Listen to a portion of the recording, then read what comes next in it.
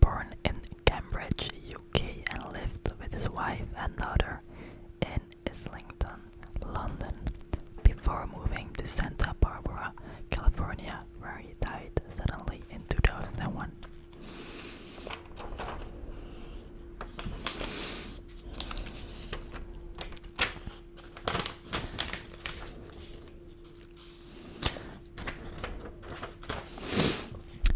Foreword by Russell T.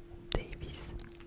Between the ages of 5 and 18, I must have sat through thousands of school assemblies. I can remember only two.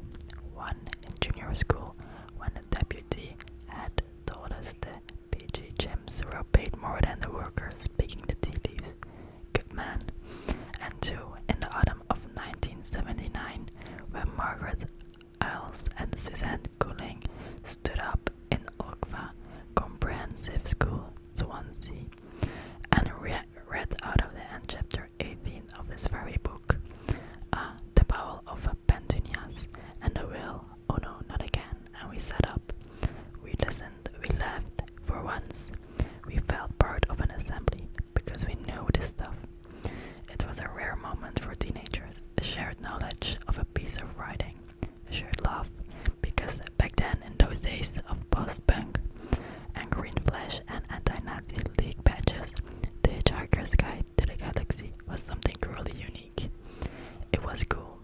Cool is a horrible word, too close to gold. It smacks of the beautiful elite. But this book was cool in the best way. Wise and true and subversive, and most importantly, forging a connection between people. And here I mean the paperback specifically. Sure, lots of us love the radio series and strained to listen to radio for on long wave. But there was just something so special about having all that brilliance and all those jokes in book form. It was so portable, so available, so ready to be passed around.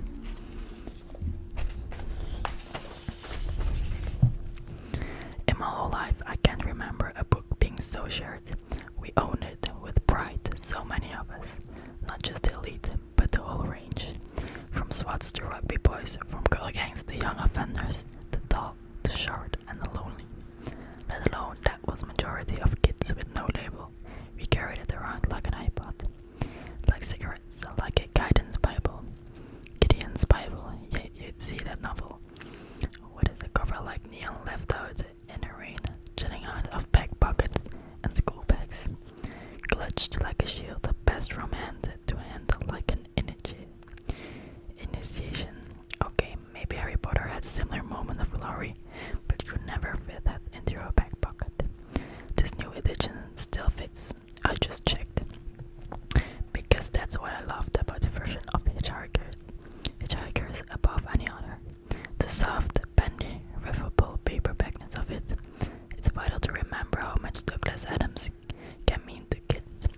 As time passed, Hitchhikers can acquire something of an elevated air, strutting Uxbridge and Hollywood. But this thing belongs to the playground. When you're young and just emerging from the four walls of home into the wide world outside, that's exactly where you feel so smart. When you feel so smart, like Arthur Dent, all alone in the universe, that's when you act as wildly two-headed as Slavok. That's when you really need someone to say, don't panic. It's the perfect age to mutter a heartfelt, oh no, not again. A phrase so much wiser than today's whatever. When we laughed out loud and the poor Petunias punchline way back in 1979, it wasn't just because it was funny, it was because we agreed. I don't think Douglas Adams is ever included in the list of great children's writers. Maybe they don't ask enough children, but while the great man wrote with magnificent intellect and dazzling philosophy, with prose powerful enough to generate a million academic essays, there's surely the heart of a great big kid inside these pages. And that's the greatest compliment. All kids invent stories. They imagine Game of War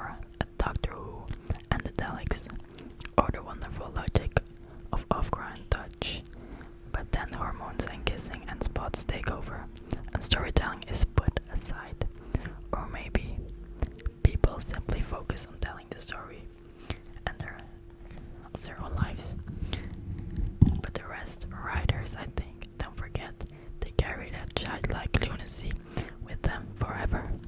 It's joy and it's danger, and the Hitchhikers is packed with unique energy, all barmy and bristling and bold. This book can be witty, iconoclastic, godless, savage, sweet, surreal, but above all, it dares to be silly, fiercely, beautifully silly. No wonder it became a banner, a badge, a totem for the class of '79.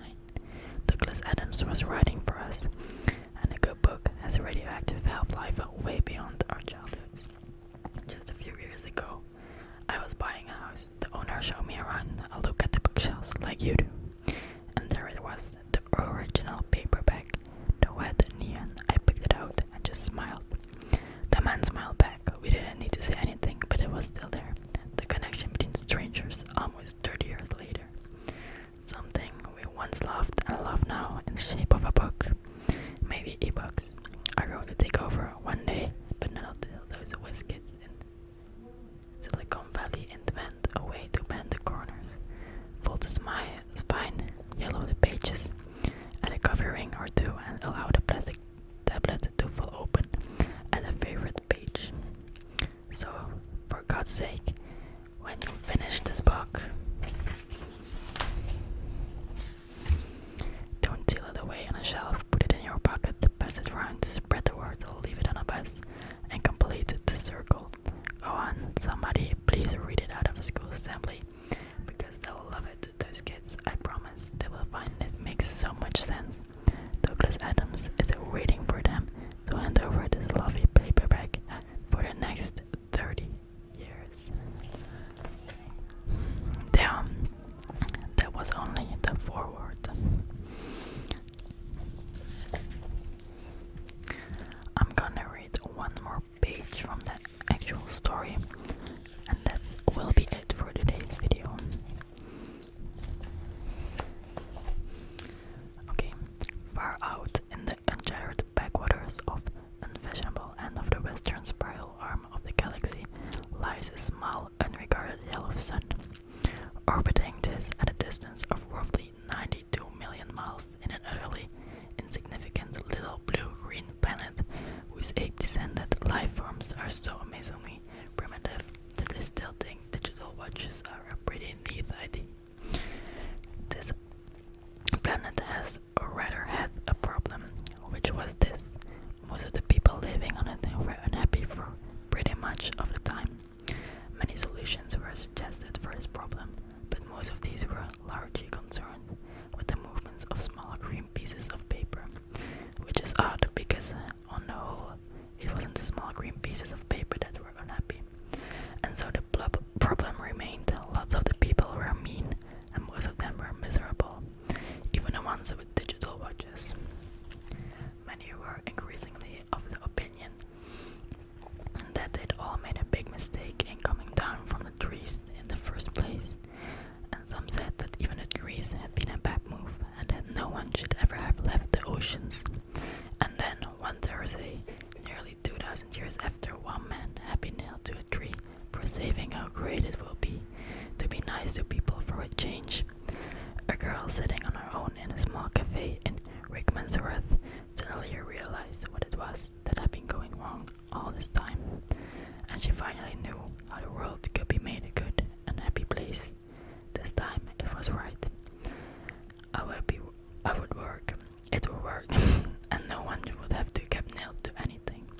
Sadly, however, before she could get to a phone to tell anyone about it, a terrible, stupid catastrophe occurred, and the idea was lost forever.